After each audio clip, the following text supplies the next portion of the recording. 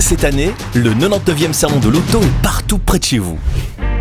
Des chefs d'entreprise, le monde politique et des personnalités répondent aux questions sur la mobilité, l'utilisation de leurs véhicules et l'impact sur le climat posés par des jeunes de la nouvelle génération qui ne mâchent pas leurs mots. Aujourd'hui, nous invitons dans notre studio Xavier Daff. Les pneus hiver devraient-ils être obligatoires ?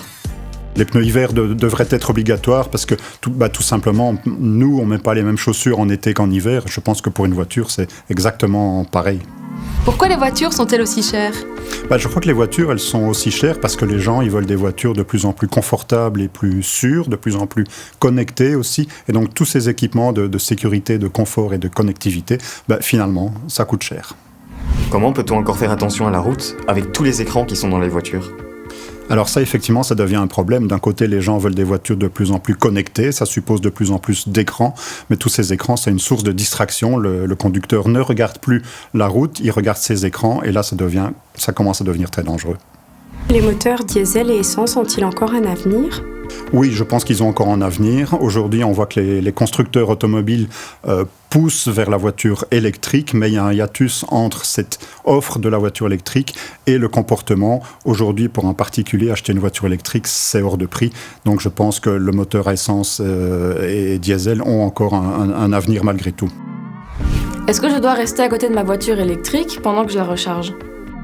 Oui, je pense qu'effectivement, c'est mieux de rester en tout cas à proximité de la recharge pour des raisons d'abord de sécurité, mais ensuite parce que toutes les bornes ne délivraient pas la même puissance électrique. Et donc, après 1 heure de recharge, la voiture n'est pas forcément pleine. Et donc, il vaut mieux savoir dans quelle mesure les batteries ont été rechargées avant de reprendre la route. C'est quoi la voiture parfaite pour vous ?